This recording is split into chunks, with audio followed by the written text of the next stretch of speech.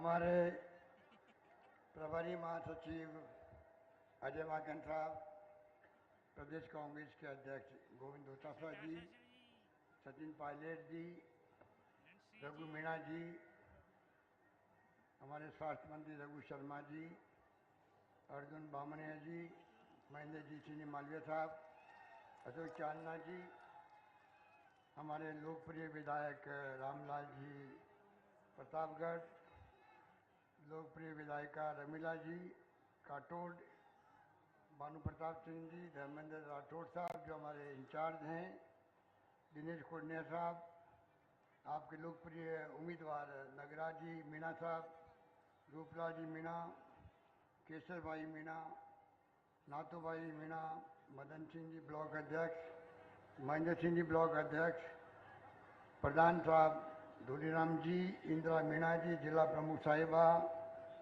प्रतापगढ़, सागरमल जी जैन साहब उप जिला प्रमुख, जसवंत जी कोठारी, घनश्याम जी पुरी, शिवराज सिंह जी, विजेंद्र जी,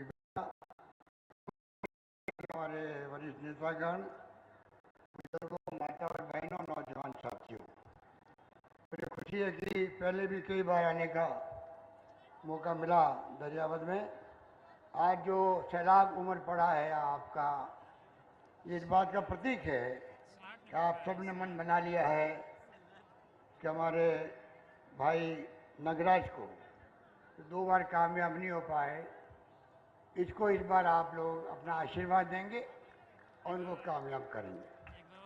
आप सबकी भावनाओं को देखते हुए हमारे नेता सोनिया गांधी जी ने, राहुल गांधी जी ने इनको उपचुनाव में टिकट दे के भेजा आपके बीच में। उपचुनाव क्यों हो रहा आप सबको मालूम है। गौतम मीणा जी की अचानक स्वर्गवास हो गया कोरोना के कारण से।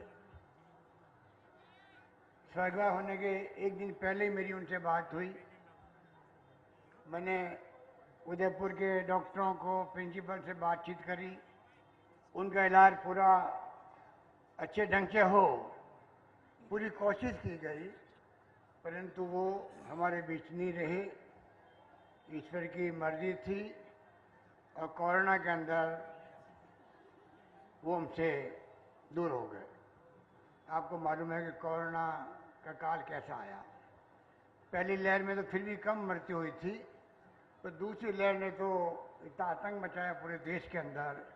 ऑक्सीजन की कमी, दवाइयों की कमी, क्या क्या नहीं हुआ आपने देखा होगा। पर मैं इतना दावे के साथ कह सकता हूँ, आपके आशीर्वाद से हमारे स्वास्थ्य मंत्री जी बैठे हुए हैं, रात दिन एक कर दिया और किस रूप में हमने उसका मुकाबला किया।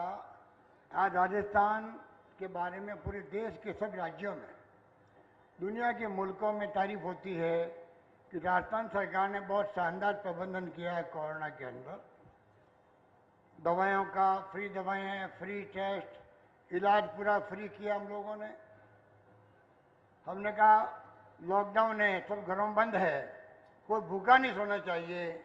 मुझे कहते हुए गर्व है कि आप सब ने, दानदाताओं ने, स्वयंसेवी संस्थाओं ने, धर्म गुरुओं ने, राजनीतिक कार्यकर्ताओं ने, जितना बस चला आप लोगों ने खाना खिलाने के अंदर, देखभाल करने में कमी नहीं रखी।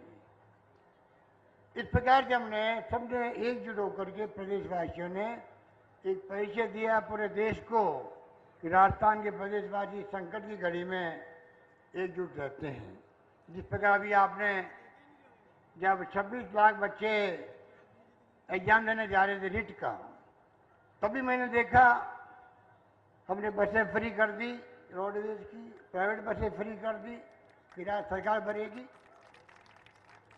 पर साथ में मैंने आह्वान किया कि लाखों बच्चे आ रहे हैं तो हमारे दानदाता हैं, हमारी संगठन है, इनको चाहिए कि यथासंभव इमदाद करे। कैसे वो कहाँ रहेंगे, रात को खाने पीने की व्यवस्था करे।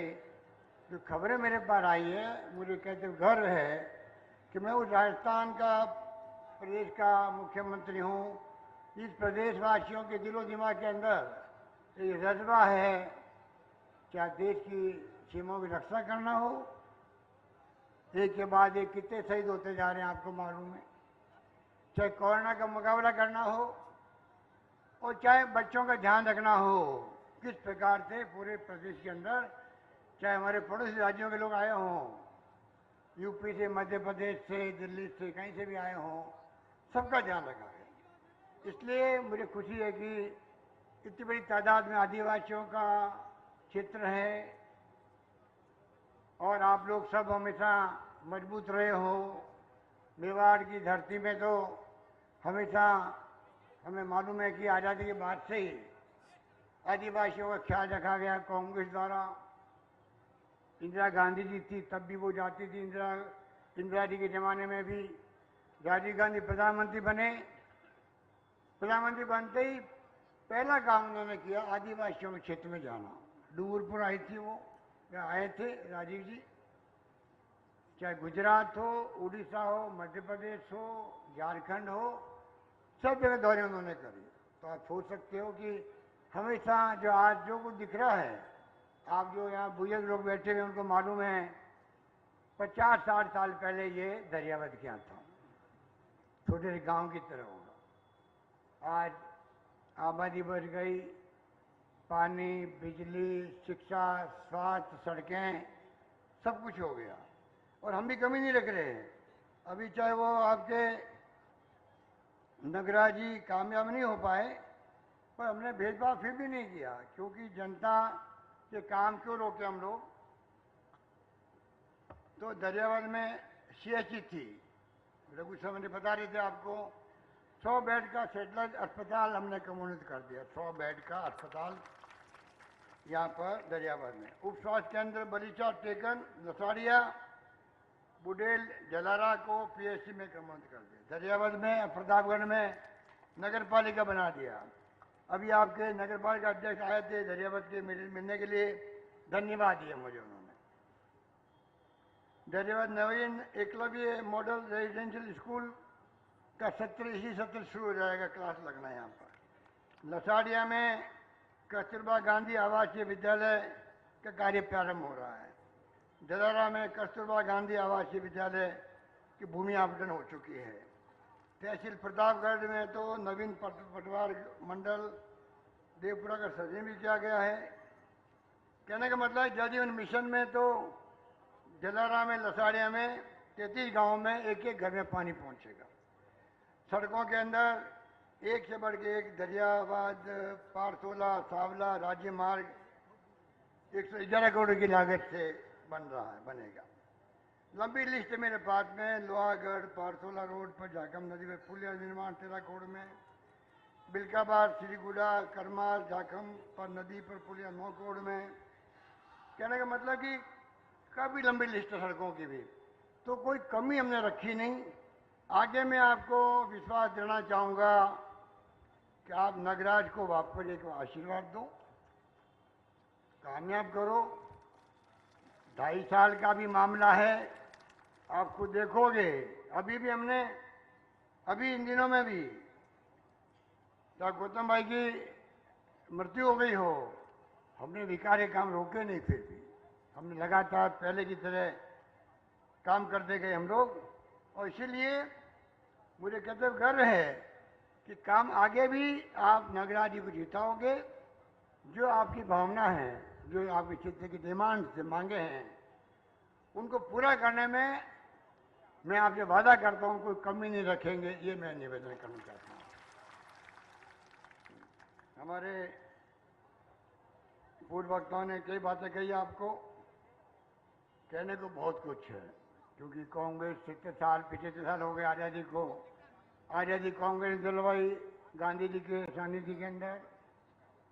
आज़ादी के पक्ष में ना सड़कें थी, ना बिजली पानी था, लोग समझते नहीं थे कि बिजली होती क्या है।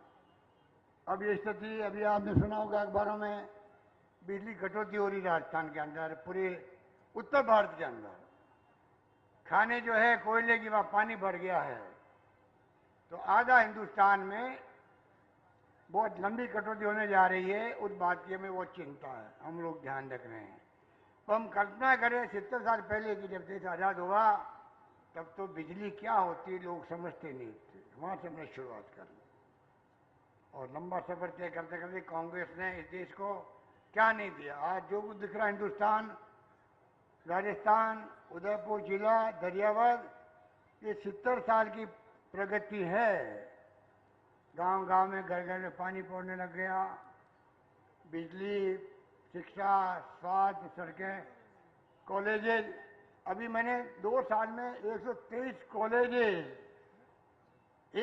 कॉलेज में 33 कॉलेज तो लड़कियों की है, वो मैंने एक साथ खोली। आप सोच सकते हो किस प्रकार के फैसले सरकार कर रही है। कोरोना में रेवेन्यू कम होगी सरकार की, तब भी हमें हिम्मत नहीं आ रही, विश्वास किसी को नहीं था। बजट में क्या देंगे, किसी सरकार का खजाना खाली है। हमने शानदार वित्तीय प्रबंधन किया और इतना शानदार बजट पेश किया, चाहे वो बीजेपी के लोग हो, चाहे दूसरी पार्टी के लोग हों, चाहे कांग्रेस के लोग थे। सबको आश्चर्य हुआ कि कोरोना के बावजूद भी इतना शानदार बजट पेश किया गया।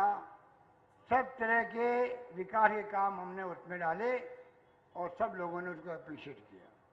तो मैं आपको कहना चाहूँगा, हमने भी कहा किसानों के लिए अलग बजट पेश करेंगे। हिंदुस्तान के अंदर पहला राज्य राजस्थान है जिसके मुख्यमंत्री ने आपका आशीर्वाद से कहा है किसानों के लिए बजट ही अलग पेश करेंगे।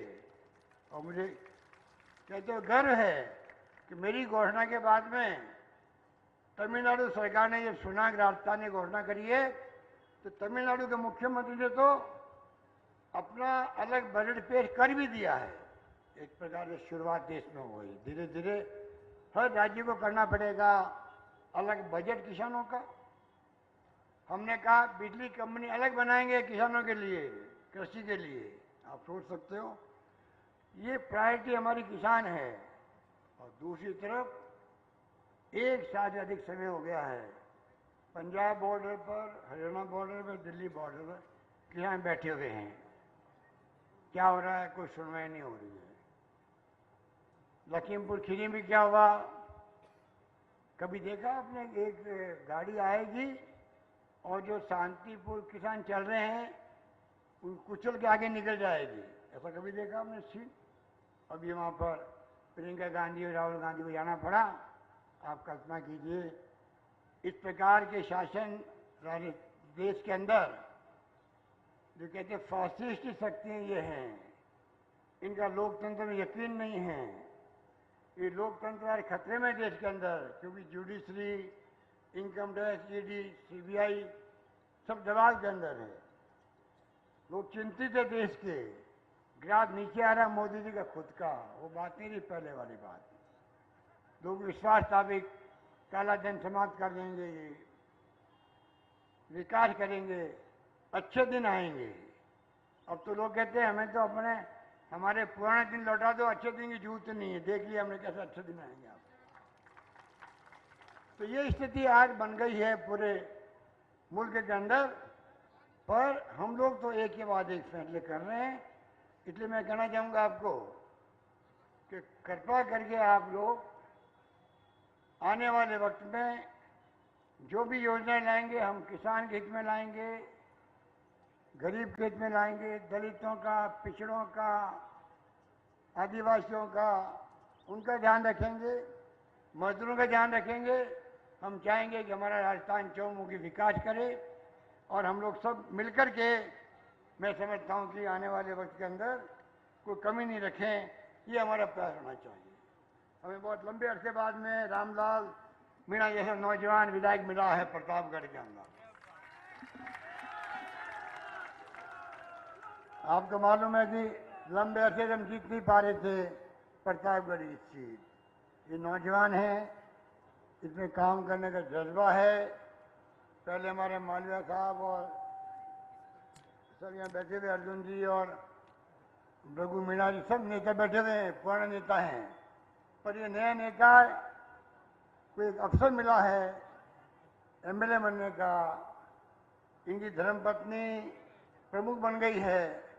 एक नई शुरुआत आपके जिले में हुई है प्रतापगढ़ के अंदर की। और मैं उम्मीद करता हूँ प्रतापगढ़ जिले का ख्याल रखने की जिम्मेदारी हमारी है। आप निश्चिंत रहो, हम कोई कमी नहीं आने देंगे। नशाड़िया में कांग्रेस की स्थिति कमजोर रही पिछली बार जब गौतम भाई थे तब। इस बार मैं उम्मीद करता हूँ रूपलाल जी मीणा अभी मेरे से मिले थे, वादा किया इन्होंने भी, हम सब मिलके लसाड़े को भी ठीक करेंगे, दादरा को भी ठीक करेंगे। हम सब मिलके पूरे विधानसभा क्षेत्र में कोई कमी नहीं रखेंगे। जितने आप ज्ञापन दे रहे हो या लहरा रहे हो अपने मांगे, आप निश्चिंत रहो, उस पर ध्यान हमारा है। हमारे शिक्षा मंत्री जी अभी आपको इशारा कर चुके हैं, इशारे ही बहुत है उनका करना।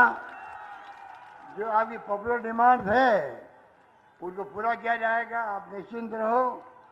और मैं चाहूँगा कि आने वाले वक्त के अंदर भी हम सब मिलकर के कैसे हम क्षेत्र का विकास करें, उस दिशा में हम लोग आगे बढ़ेंगे। कहने को बहुत सारी बातें हैं, पर आप देखते हैं कि समय भी कम है, सब लोग अपनी बातें कह चुके हैं। मैं आपको इतना ही कहना चाहूँगा, कृपा करके आप इस बार कंजूसी नहीं करें।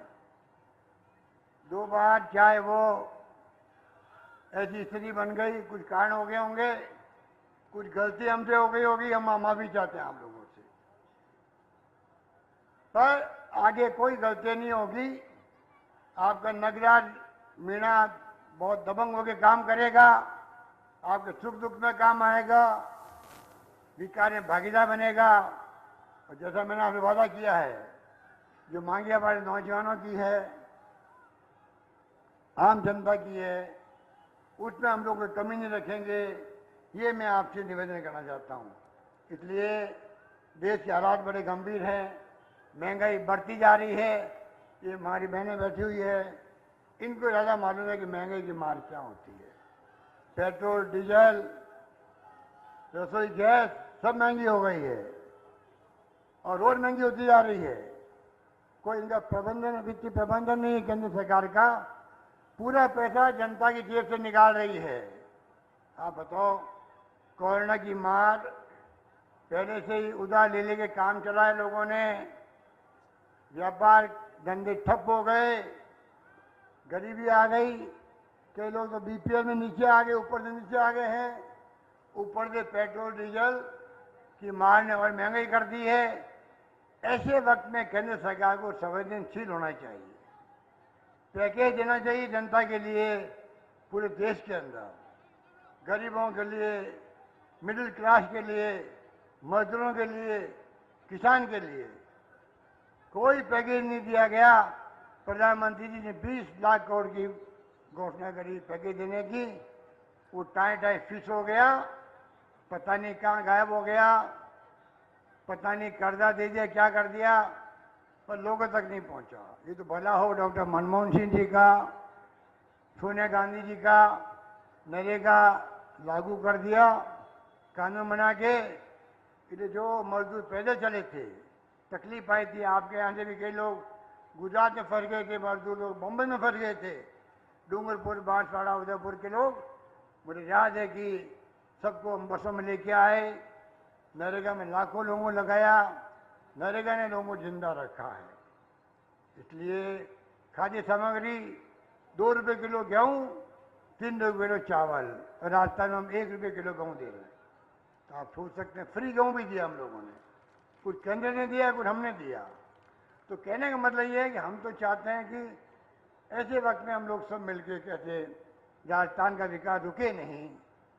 और कोरोना की जो तीसरी लहर की बातें हो रही है, अभी तक तो राजस्थान से कोरोना करीब करीब खत्म सा हो गया है, पर मैं आपको आगाह करना चाहूँगा, ये कोरोना इतनी भयंकर महामारी है कि पहले भी 1-2 केस आए थे और आपके हमारे देखते देखते पूरे देश में फैल गया, राजस्थान में फैल गया, पूरे मुल्क में फैल गया था। अब भी आप ध्यान रखें, मास्क लगाएं, भीड़ इकट्ठी नहीं करें, ये आप ध्यान रखें, क्योंकि आज भी 3rd वेव आने की बातें होती रहती है अखबारों के अंदर।